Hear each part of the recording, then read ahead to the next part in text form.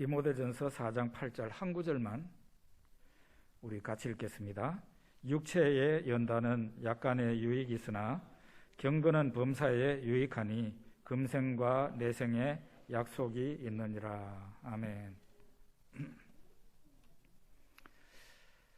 예, 한 몇 년 전에 제가 추운 나라에서 선교 활동을 하고 있을 때 겨울에 추위가 어느 정도로 추운가 하면은 영하 30도 밑으로 내려갑니다.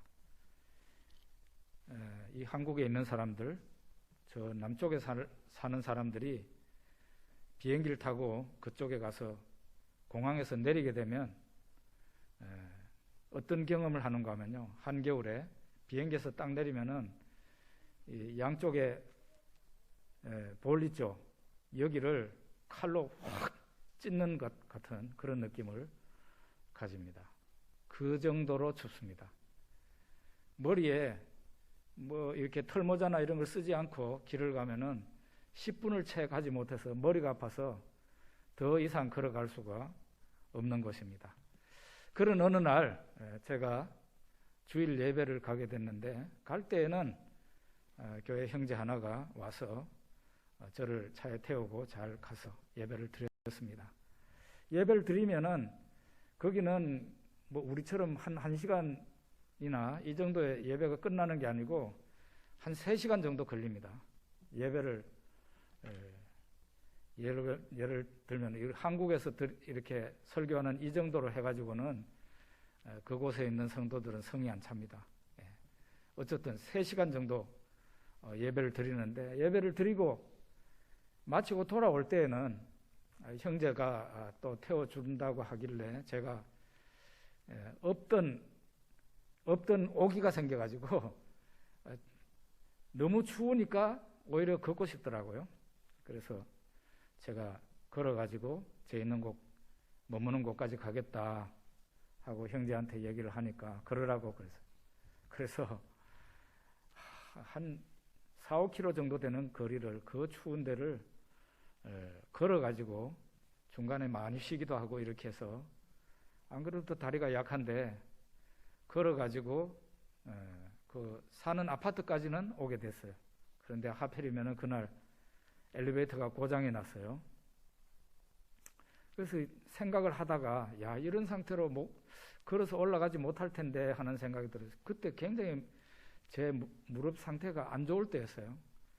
그래도 어떻게 방법이 없어서 일단 집 안에까지는 들어가야 되겠다 싶어서 약 20층 되는 높이를 걸어서 올라가는데 정말 죽다가 살았습니다. 죽을 고생해서 들어가기는 들어갔는데 그날 이후로 제 무릎이 퉁퉁 붓기 시작하더니 문제가 생겼습니다. 국내에 들어와서 울산에 친한 정형외과 의사 선생님을 찾아서 진료를 받았는데 무릎에 물이 많이 찼다 그러더라고요. 그러면서 주사기를 가지고 뽑아내더라고요. 그러더니 저한테 하는 말이 기부스를 해야 된다고 그러더라고요. 기부스를 해야 빨리 낫는다고. 여러분들이 그 말을 들으면은 그러죠, 그런 생각이 들고요. 저는 다리가 하나밖에 없는 사람이 기부스를 또 해버리면 어떻게 되겠어요? 제가 하도 놀래가지고 그러니까 기부스 해야 된대요. 그리고 그냥 특실 하나 내줄 테니까 푹 쉬라고 그러더라고요.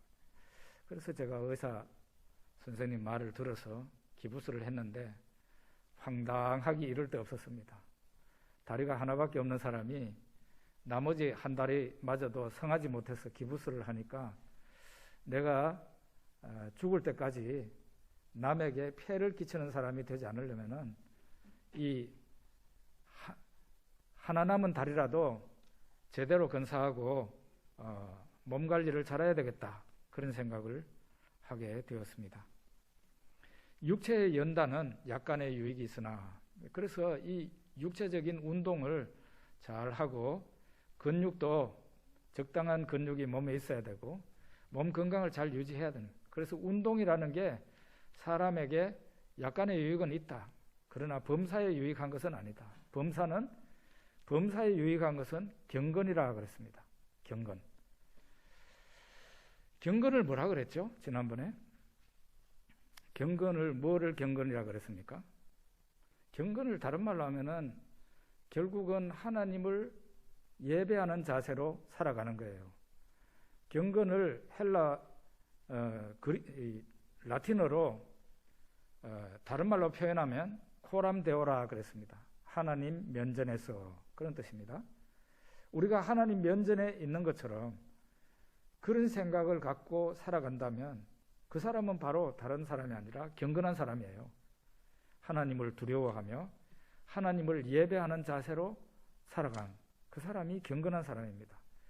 이 경건은 범사에 유익하다 그랬습니다. 금생과 내생에 약속이 있다. 무슨 약속이 있어요? 하나님의 약속이 있다는 거예요.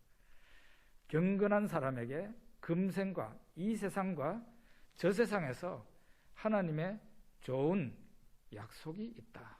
성경은 그렇게 말합니다. 당연히 여러분과 저는 본향을 사모하는 사람들입니다. 이 세상의 삶은 나그네로서의 삶이고 저 세상이, 저 하늘나라가 우리의 영원한 고향입니다. 우리의 최대의 소망입니다. 그래서 성도가 죽었을 때 너무 슬퍼하지 않고 천국 환송 예배를 드립니다. 그리고 축하를 하는 거죠. 이제 고생 많이 했습니다. 저 하늘나라에서 편히 쉬십시오. 천국 환송 예배를 그래서 드리죠. 그래서 이렇게 우리의 믿음의 최종 종착지가 저 하늘나라예요. 그런데 성경이 이렇게 말합니다. 경건은 범사에 유익하니 금생과 내생에 약속이 있느니라. 경건과 이 복음이 내세, 저 하늘나라에 들어가는 일에만 우리한테 유익이 있는 게 아니라 금생, 이 세상을 살아가고 있는 우리들에게 이 세상에서도 하나님의 축복의 약속이 있다는 거예요. 누구한테? 경건한 사람에게. 우리 야고보서 1장 17절과 히브리서 13장 8절 우리 두 구절을 함께 읽어봅시다. 온갖 좋은 은사와 온전한 선물이 다 위로부터 빛들의 아버지께로부터 내려오나니 그는 변함도 없으시고 회전하는 그림자도 없으시니라. 예수 그리스도는 어제나 오늘이나 영원토록 동일하시니라. 여러분과 저 같은 사람에게는 이 세상과 저 세상이 나누어져 있고 이 세상과 저 세상이 사람에게는 달라요. 그렇지만은 하나님에게는 어떻겠습니까? 하나님에게는 이 세상이나 저 세상이나 다를 게 없습니다. 하나님은 동일하신 하나님이다. 하나님은 금생 이 세상도 지배하시고 내생 저 세상 하늘나라도 하나님이 지배하세요. 금생과 내생에 하나님의 능력이 달라지는 것도 아니고 하나님의 성품이 달라지는 것도 아니고 하나님의 통치 원리가 달라지는 것도 아니에요. 달라지는 것은 하나님이 아니라 바로 사람인 우리들입니다. 그래서 무슨 말을 하려고 하는가 하면 하나님은 동일한 하나님이시니까 복받을 사람은 이 세상에서도 복을 받고 저 세상에도 복을 받습니다. 벌받을 사람은요, 하나님 앞에 벌받을 사람은 이 세상에서도 벌을 받고 저 세상에서도 벌을 받는 거예요. 그게 바로 변치 아니하시는 하나님이 보실 때 그렇다는 거죠. 하나님이 달라지는 하나님이 아니라는 거죠. 그런데 우리가 이제 성경을 읽어보면은 구약 성경이 있고 신약 성경이 있는데요. 제가 이 말씀을 드리기 전에 여러분들이 혹시 성경을 한 10번 정도 읽으신 분들이 있습니까? 한 교회에 성경 10번 정도 읽은 분들이 의외로 적어요. 예전인데, 아주 예전인데 안수 집사님 몇 분한테 물어봤더니 성경 2번 읽은 분이 잘 없더라고요. 그래서 제가 모처럼 이제 기회가 왔으니까 말씀드리는데 성경 10번 정도를 빠른 시일 내에 읽으시라고 말씀드리고 싶어요. 그 정도는 되어야 목사가 뭘 말을 하려고 하면은 이해할 수 있습니다. 그 정도 안 읽으면 저 목사가 지금 무슨 말을 하고 있나 잘 몰라요. 그러니까 한 10번 정도를 빠른 시일 내에 돌파하시라고. 그렇게 하시겠습니까? 예. 나머지 사람들은 생각해 보겠습니까? 빨리 읽어보시라고. 10번 정도를. 이 구약 성경을 읽어보면 구약 성경, 신약 성경이 좀 다른 면이 있어요. 다른 면이면 우리가 금생과 내생을 지금 얘기하고 있는데, 구약 성경은 금생, 이 세상에서의 삶에 대해서 거의 절대적으로 분량이 많아요. 그렇다고 내생에 대해서 말 안 하는 건 아니야. 분명히 있기는 있는데 이 세상의 삶에 대해서 절대적으로 많은 분량을 말하는 게 구약이에요. 그 신약은 또 어떤 성경이냐? 내생, 그러니까 다음 세상에 대해서 훨씬 더 많이, 절대적으로 많은 분량을 할애해서 말을 하고, 이 세상에 대해서는 얘기하는 분량이 아주 적어요. 상당히 틀립니다. 그런 면에서. 왜 이렇게 구약과 신약이 메시지를 중점적으로 전하는 메시지가 좀 다른가? 여러분, 신약 성경은 금생이 아닌 저 세상에 대해서 많은 말을 하고 있는데, 그 이유는 신약 성경이 나온 그 시대, 지금 우리가 여러분과 제가 살고 있는 이 시대입니다. 예수 그리스도 탄생으로부터 시작이 됐습니다. 이 신약 시대가 종말의 시기이기 때문에 그렇다는 거예요. 우리 히브리서 1장 1절과 2절 한번 읽어봅시다. 옛적에 선지자들을 통하여 여러 부분과 여러 모양으로 우리 조상들에게 말씀하신 하나님이 이 모든 날 마지막에는 아들을 통하여 우리에게 말씀하셨으니, 이 아들을 만유의 상속자로 세우시고 또 그로 말미암아 모든 세계를 지으셨느니라. 이 모든 날 마지막에는 아들을 통하여 말씀하셨다. 이 모든 날 마지막이라는 말이 종말의 때라는 거예요. 종말의 때. 역사의 시작이 있었겠죠? 그리고 역사의 끝이 있죠? 끝에 아주 가까운 시기가 종말의 시기라는 거예요. 그게 언제부터 시작이 됐느냐? 예수님 베들레헴에 탄생하셨을 때, 그때가 종말의 시기에 예수님이 탄생하셨다. 그렇게 말하고 있습니다. 우리는 지금이 종말인 것 같은데 종말이 생각보다는 한 2000년 전부터 시작이 된 겁니다. 이 종말의 시기에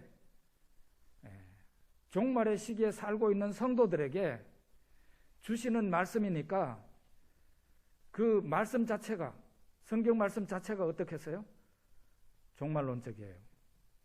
그래서 마태복음 1장 1절부터 요한계시록 마지막 장 마지막 절까지요, 신약 성경은 어느 한 구절도 예외 없이 종말 사상이 거기에 깔려 있어요. 그거를 배제하고 성경을 해석할 수가 없어요. 그래서 신약 성경은 종말론적인 말씀이다, 그렇게 보는 것입니다. 이번 추석에도 뉴스를 보니까 서울 김포공항에 비행기 타려고 사람들이 그렇게 많이 모여있대요, 보니까. 근데 가까이에는 우리가 국내 여행을 위해서 비행기를 타기도 하고 또 외국 여행을 가기도 하는데요. 홍콩과 한국은 한 3시간 내지 3시간 반 정도 걸립니다. 태국 그러면 한 2시간 더 걸릴 거고, 미국은 굉장히 체력이 좋은 사람이 왔다 갈 수 있습니다. 미국과 유럽은 건강이 나쁘면은 거기는 엄두를 못 내는 곳이에요. 저 남미에는 2박 3일 가야 갈 수 있는 곳입니다. 그래서 건강 안 좋은 사람은 그냥 TV 보고 그냥 여행 끝내야 됩니다. 그런데 외국 여행 갔다가 비행기를 타고 오잖아요. 오면은 장시간 여행을 하는 경우에 있어서 뭐 기내식이 나오면은 먹고, 어떤 사람은 또 앞에 있는 TV 모니터를 통해서 드라마도 보고 영화도 보고, 어떤 사람들 비행기 안에서 운동도 합니다. 막 쓸데없이 왔다 갔다 하면서 하기도 하고, 어떤 사람은 뒤로 제끼고 그냥 포도주 한 잔 마시고 뒤로 제끼고는 계속 자는 사람도 있습니다. 이렇게 가다가 갑자기 승무원의 이렇게 방송이 나와요. 승무원이 뭐라고 그러는가 하면, 손님 여러분, 우리 비행기는 곧 착륙하겠습니다. 의자 등받이를 바로 세워주시고 창문 덮개는 열어주시기 바랍니다. 이게 멘트가 딱 나옵니다. 그러면 어떻게 해야 됩니까? 들어누워서 자던 사람 깨가지고 일어나가지고 자기 등받이를 바로 세워야 돼요. 창문이 이렇게 덮어 있으면은 열어야 돼요. 그리고 자기의 그 벨트가 풀려 있으면 벨트도 단단히 줘야 돼요. 보통 그 멘트가 나오는 게, 방송이 언제 나오는가 하면은 착륙 20분 전에 나옵니다. 이 방송을 딱 들으면은 하나하나 다 점검해야 돼요. 아직 그때 이렇게 들어누워 있는 사람들이, 잠자는 사람들이 있어요. 그러면은 승무원이 와서 선생님 그러면서 깨웁니다. 깨워가지고 이제 의자 바로 하세요. 그렇게 합니다. 이렇게 되면은 사람들이 풀어져 있던 그 마음이 다시 긴장을 해야 됩니다. 왜냐하면은 20분 후에는 이제 비행기가 착륙을 한다니까, 내가 이제 비행기가 딱 착륙하면은 땅에 내리면은 사람들이 그 통로로 왕 나올 텐데, 그때에 내가 저 선반에 있는 짐을 잃어버리지 말고 그거를 잘 찾아가지고 가야 될 거 아니에요. 그래서 거기를 눈길로나마 저기쯤 내 짐이 있다 이렇게 눈으로 확인하고, 그리고 이렇게 있어야 됩니다. 긴장해야 돼요. 지금 성경이 우리에게 말하는 게 바로 이런 때라는 거예요. 종말의 때라는 거예요. 가출했던 정신이 다시 돌아와야 됩니다. 풀어졌던 마음이 다시 조여져야 됩니다. 이제는 예수님의 재림이 가까이 왔고 하늘나라가 아주 가까이까지 온 거예요. 그리고 이렇게 되니까 이제는 나그네로서 살아가던 우리가 하늘 아버지 집에, 내 고향집으로, 영원한 고향이 되는 그 집으로 돌아갈 때가 가까이 왔으니까 이제는 만반의 마음의 준비를 해야 되는 것이죠. 그래서 종말의 시기에 살고 있는 성도들에게 메시지를 주니까 신약 성경은 당연히 긴장이 있을 수밖에 없고, 내세에 대해서 특별히 많은 집중적인 말씀이 있을 수밖에 없다는 것이죠. 그럼 오늘 얘기하려고 하는 것은 저 내생이 아니고, 다시 한번 지난주에 이어서 금생의 경건이 어떤 경건의 유익이 있는가 우리가 살펴보려고 합니다. 게임 중에요, 커다란 원을 걸어놓고 그 원 안에 두 발이 들어가야 이기는 그런 게임이 있습니다. 보통 사람이 많은데 그 원은 사람에 비해서 적습니다. 그래서 발 두 개가 다 들어가기는 쉽지 않은 거예요. 동작이 빨라야 되고 재치 있어야 됩니다. 들어가다가 사람들이 이미 많이 들어가서 내가 발 한 개밖에 못 들어가면 탈락이에요. 이게 바로 원 안에 들어가야 될 사람은 많은데 원은 작은 겁니다. 그러다가 보니까 우리 사회, 특별히 우리 한국 같은 경우는 경쟁이 아주 심한 겁니다.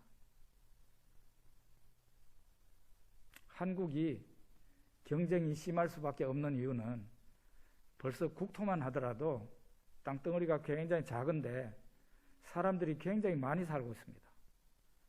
그러니까 여기에서 내가 원하지 않더라도 이미 경쟁 상태에서 태어나는 거예요. 여기에서 살아남아야 되는 거예요. 내가 실패자가 아니라 살아남아야 돼요. 그럼 이 경쟁 사회에서 특별히 중요한 것이 이 운이라는 것이 많이 작용을 한다. 세상적인 말로 운이고요. 성경에서 쓰는 말로 말하자면은 하나님의 섭리와 인도다. 그렇게 말을 할 수 있을 것 같습니다. 하나님이 우리를 축복하실 때 우리가 여기에서 나고자가 되지 않고 사람들에게 그냥 짓밟혀서 살지 않고 내가 좀 떳떳한 사람이 되어서 오히려 다른 사람을 도울 수 있고 다른 사람을 부축할 수 있는 사람이 있는데 내가 운이 나쁜 사람이 되어서 말하자면 하나님의 섭리와 하나님의 인도하심이 있어서 나에게 밝은 빛을 비춰주시지를 않고 하나님의 은혜에서 내가 떨어진다면 나는 세상에서 사람들에게 밀려버리고 결국은 남에게 도움을 받아야 살아가고 짓밟히는 사람이 되고 말아요. 그런 사람이 돼서는 안 된다는 거죠. 그래서 하나님께서 경건한 사람에게 준다고 하시는 이 약속을 여러분과 저의 것으로 만들어야 됩니다.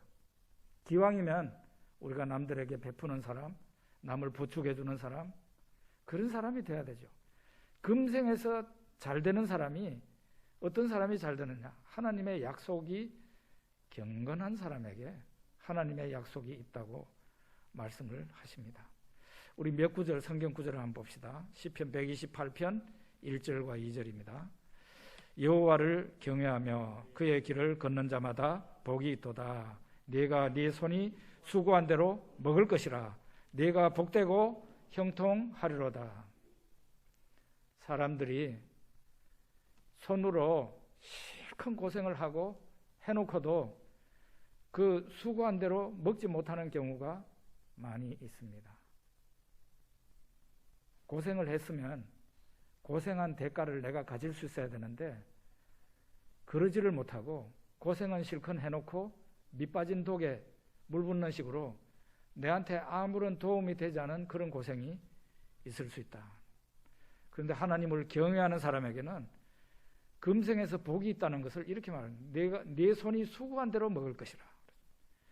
잠언 23장 17절 18절 읽어봅시다. 네 마음으로 죄인의 형통을 부러워하지 말고 항상 여호와를 경외하라. 정령이 네 장래가 있겠고 네 소망이 끊어지지 아니하리라. 이것도 내세의 복을 말하는 게 아니라 현세, 금생, 지금 현재 여러분과 제가 이 세상에 살고 있을 때 하나님께 받는 복을 말하고 있는 거예요. 여호와 하나님을 경외하는 자가 이런 복을 받는다는 거죠. 죄인의 형통, 그러니까 하나님도 안 믿고 세상 제 마음대로 사는 사람인데 너무 잘 살아요. 돈 많이 벌고 좋은 차 굴리고 큰 집에서 살고 그런 거 보고 부러워하지 말아라 그래요. 부러워하지 말고 항상 여호와를 경외해라. 말하자면 경건한 삶을 살아라. 그러면은 정령이 네 장래가 있겠고 네 소망이 끊어지지 않는다. 이게 바로 현세에 하나님께서 주실 복을 말하고 있어요. 다른 사람 잘 사는 거 보고 질투하고 시기하지 말고 하나님을 항상 경외해라. 그러면은 너에게 장래가 있다. 잘 되게 해주신다. 하나님이 이렇게 말씀하시는 거죠. 우리 잘 알고 있는 시편 1편 3절도 한번 읽어봅시다. 그는 시냇가에 심은 나무가 철을 따라 열매를 맺으며 그 잎사귀가 마르지 아니함 같으니 그가 하는 모든 일이 다 형통하리로다. 이 앞에 뭘 말하고 있는가 하면은 주야로 하나님의 말씀을 묵상하며 그 말씀을 지키는 사람이에요. 하나님의 말씀을 가까이 하는 사람에게 하나님이 이와 같은 복을 준다. 무슨 복을? 비유적으로 말하지만 시냇가에 심겨진 나무와 같이 되게 해주신다. 이 나무가 이 시냇가에 심겨질 때는 처음에는 씨의 형태였을 거 아닙니까? 큰 나무에서 씨가 떨어지면서 바람이 분단 말이에요. 이거는 바람에 실려가지고 내가 어디에 가고 싶다고 해서 어디에 가는 게 아니에요. 그냥 바람이 부는 대로 떠다니다가 어디에 그냥 떡 있게 됐는데, 어떤 씨는 메마른 사막에 떨어질 수도 있고 바위 위에 떨어질 수도 있고, 어떤 씨는 아예 그냥 강물 위에 떨어질 수도 있고, 어떤 씨는 아주 여기에 운 좋게도 시냇가에 그 물이 가까운 곳에, 강물이 가까운 곳에 탁 떨어져 가지고 거기 얼마나 좋습니까? 거기에 뿌리를 내리는 거죠. 영국의 로이드 존스 목사님은 이 부분을 해석하면서 씨가 지가 지 자신을 드라이브 해가지고 거기 떨어지겠다고 해서 떨어진 게 아니라는 거예요. 그냥 떨어졌는데 보니까 시냇가에 떨어진 거예요.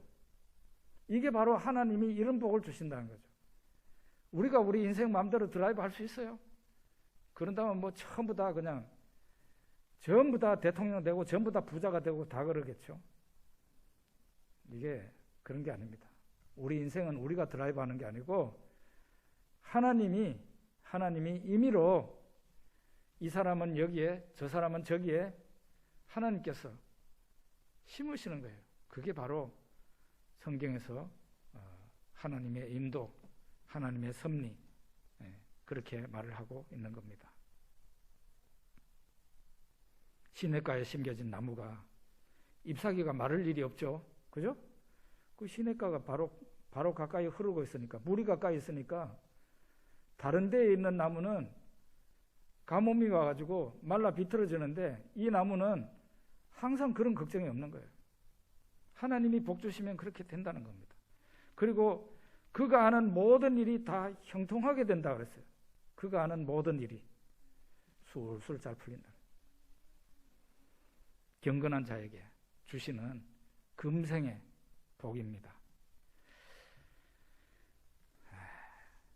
자, 그러면은 우리가 경건한 자가 되기 위해서, 다른 말로 하나님이 주시는 복을 받기 위해서 제일 먼저 착수해야 될 일이 뭘까요? 내가 제일 먼저, 그러면 나도 성경에서 가르치는 대로 경건한 자가 돼봐야 되겠다. 경건한 자에게 하나님이 금생에서도 복을 주시고 내생에서도 복을 주신다 했는데, 내가 경건한 사람이 돼봐야지. 그러면 제일 먼저 뭘 해야 되겠어요? 성경에서는 거듭거듭 말하고 있는 게 있어요. 예수님께서 기적을 한 번은 나타내시고 나니까 많은 군중들이 있는 가운데서 어떤 여인이 예수님을 향해서 큰 소리로 외쳤습니다. 당신을 뵌 태와 당신을 먹인 저지 복이 있나이다 그랬어요. 그러니까 예수님께서 오히려 하나님의 말씀을 듣고 지키는 자가 복이 있느니라 그랬어요. 뭔 얘기인지 아시겠죠? 하나님의 말씀을 열심히 듣고 하나님의 말씀을 열심히 지키는 그 사람에게 하나님의 복이 임한다는 거예요. 뭘 먼저 해야 되는지 아시겠죠? 이거 성경을 먼저 부여잡아야 돼요. 경건한 사람이 되고 싶다면, 그래서 하나님이 주시는 복을 받고 싶다면 제일 먼저 이 등 안에 있던 성경 말씀을 부여잡아야 돼요. 요즘은 성경이 그냥 우리 주변에 왔다 갔다 합니다. 얼마든지 성경 앱도 있고 이래가지고 내가 원하기만 하면 잠잘 때도 성경 말씀 들을 수 있습니다. 그런데 내 의지가 있어야, 내 갈급함이 있어야 그 성경 말씀이 내한테 들어와요. 그냥 성경 말씀 대홍수예요. 그렇지만 내가 그 물가에 가가지고 뱅뱅 돌기만 하고 정작 하나님 말씀이 내 안에 들어오지 않는 이유는 내한테 갈급함이 없어서라는 거죠. 제일 먼저 해야 될 일이 그동안 놓고 있었던 성경을 읽기 시작해야 됩니다. 아까 말씀드렸죠. 적어도 10번 정도 성경을 빠른 시일 내에 읽으시라. 10번 정도 읽지 못한 사람은 이 목사가 설교하기가 굉장히 힘들어요. 뭘 좀 알아먹어야지. 한 10번 정도 읽으시고 나면은 이제 좀 대화가 돼요. 그래서 뭘 말하면은 알아들을 수가 있어요. 그런데 10번 되기 전까지는 사실상 목사가 설교하기가 힘들어요. 그런 사람. 어서 빨리 성경 말씀을 10번 정도는 빨리 읽으시라. 그래서 놓고 있었던 성경 말씀을 빨리 부여잡으라고요. 복을 받고 싶다면 여호수아 1장 8절 한번 봅시다. 여호수아 1장 8절. 이 율법책을 내 입에서 떠나지 말게 하며 주야로 그것을 묵상하여 그 안에 기록된 대로 다 지켜 행하라. 그리하면 내 길이 평탄하게 될 것이며 내가 형통하리라. 여기 보면은 이 율법책을 내 입에서 떠나지 말게 하며, 이 말은 성경 말씀이 너의 입에서 항상 붙어 있어야 된다, 그런 뜻이에요. 옛날에는 뭐 우리나라든 어디든 간에 책을 읽으면요 항상 소리를 내서 읽었어요. 소리를 내서. 그러니까 이 율법책이 입에서, 생각 속에서가 아니고 입에서 항상 하나님 말씀이 나와야 된다는 거죠. 성경을 읽어라. 그리고 그것을 묵상하라. 주야로 묵상하라 그랬어요. 밤과 낮으로, 수시로. 소는 여물을 먹으면, 음식을 먹으면 한적한 시간이 되면은 위 속에 들어간 그 여물을 다시 입 안으로 개어냅니다. 그렇게 해가지고 다시 입에서 씹어가지고 다시 넘깁니다. 이게 바로 묵상이에요. 성경 말씀을 자꾸 이렇게 암송하면서 생각을 많이 하라는 거죠. 그리고 그 다음에 세 번째는 그 말씀대로 다 지켜 행하라 그랬어요. 하나님 말씀을 잘 지켜라. 이거는 믿음이 있어야 되고 용기가 있어야 됩니다. 어떤 경우에는 하나님 말씀을 안 지키는 게 내한테 덕이 될 것 같은 그런 상황이 있기도 한데요. 그때에도 과감하게 눈을 딱 감고 하나님이 하라는 대로 해야 돼요. 내가 하나님 잠시만 눈 감아주세요. 내가 이거 하겠습니다. 할 그런 상황이 올 때도 있어요. 하나님 말씀을 안 지키는 게 오히려 내한테 덕이 되겠다 할 때가 있다고. 그럴 때에도 눈을 질끈 감고 하나님 말씀대로 하는 겁니다. 그게 바로 성경 말씀을 지켜 행하는 거예요. 그렇게 하면은 네 번째 어떤 복이 있는가 하면 내 길이 평탄하게 될 것이며 네가 형통하리라 그랬어요. 우리의 가는 길이 평탄하게 되고 우리가 형통하게 된대요. 하나님이 복 주시니까 그렇게 되는 거죠. 유독 인생에 굴곡이 많고 내 인생이 힘들구나 하는 분들은 한번 생각을 해보십시오. 내가 하나님의 말씀을 이와 같이 대하고 있었는가? 하나님 말씀을 잘 지키고 있었는가? 제가 요거를요 다른 번역하고 성경 원어를 쭉 보니까 내 길이 평탄하게 될 것이며, 이 평탄이라는 말이 우리말로는 뭐 설명이 필요 없잖아요. 근데 원어가 어떤 뜻인지 봤어요. 네가 형통하리라 그랬는데 형통, 이게 원어로는 어떻게 되어 있는가? 영어 성경에는 어떻게 되어 있는가? 봤어요. 영어 성경에요, 이 평탄하게 될 것이라는 이 말을 영어 성경은 어떻게 번역을 했는가 하면은 프로스퍼러스라고 번역이 되는데 번창한다는 뜻이에요. 번창. 너무 틀리죠? 평탄하다는 것하고 번창이라는 것하고는 틀리죠? 그죠? 네가 프로스퍼러스, 번창하게 된다. 그리고 네가 형통하리라는 이 형통도 영어 번역에서는 success로 번역을 하고 있어요. 네가 성공한다. 그렇게 말하고 있습니다. 하나님 말씀을 열심히 읽고 그 다음에 묵상하고 그 말씀대로 지켜 행하면 하나님께서 번창하게 해주시고 성공하게 해주신다 그랬어요. 그런데 경건하지 못한 사람, 경건한 사람은 당연히 이렇게 해요. 경건한 사람은 이렇게 합니다. 세상이 아니라 그래도 경건한 사람은 여호수아 1장 8절처럼 그렇게 살아요. 그런데 경건치 못한 사람, 다른 말로 하면은 믿음이 부족한 사람 어떻게 하느냐? 꼭 안 되는 일에 투자를 해요. 요즘 뭐 우리나라 사람들 주식 투자 많이 하는 모양인데 저는 우리 성도님들이 굉장히 조심해야 된다고 생각해요. 예?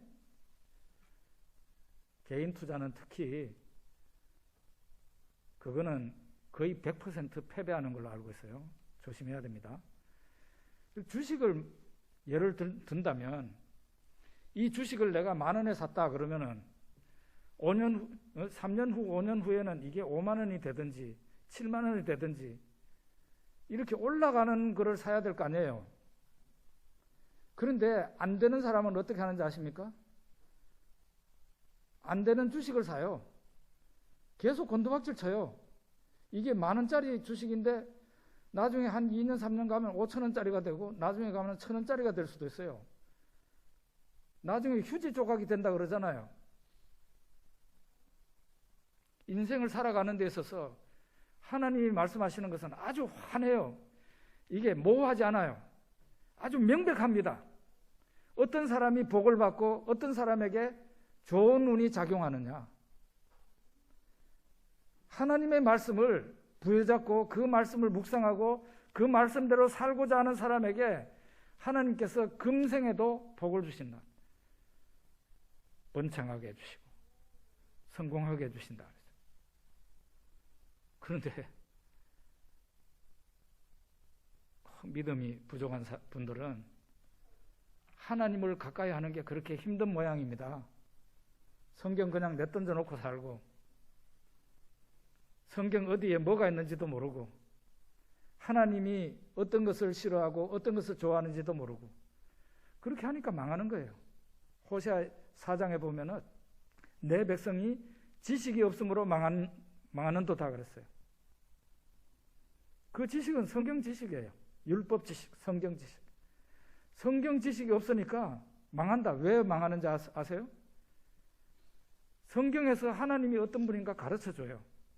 그런데 성경 지식이 없다는 것은 하나님이 어떤 분인지 몰라, 이 사람이. 그러니까 하나님이 화가 나는 일은 자꾸 하고 하나님이 좋아하는 일은 안 해. 그러니까 그 인생이 망하는 거예요. 그래서 구약 유대인들 그래서 망한 겁니다. 대표적인 사례예요. 여러분과 저의 이 육체 있지 않습니까? 이 육체는 우리가 먹는 대로 우리 육체가 달라집니다. 여러분 오늘 아침에 식사를 하고 오셨죠? 오늘 아침에 그 식사가 이제 몇 시간 후에 여러분 몸이 됩니다. 우리 먹는 것이 우리 몸이 된다고요. 마찬가지로 내 안에 무엇을 채우느냐가 굉장히 중요한 거예요. 세상 것들로 채우는 거는요, 노력 안 해도 됩니다. 그냥 우리 눈으로, 우리 귀로 들어오는 것을 가만히 시간을 보내면은 어느 날 깨닫게 되는데 여러분과 제 안에는 세상에 잡다하고 혼란하고 별쓰레기 같은 것이 우리 안에 꽉 차 있습니다. 그래가지고 신자면서 헛소리를 해요. 예? 신자면서. 세상 사람들의 목소리를 내요. 안에 차 있는 게 세상에 별별 게 다 들어가 있으니까. 그런데 그러지 말아라는 거죠.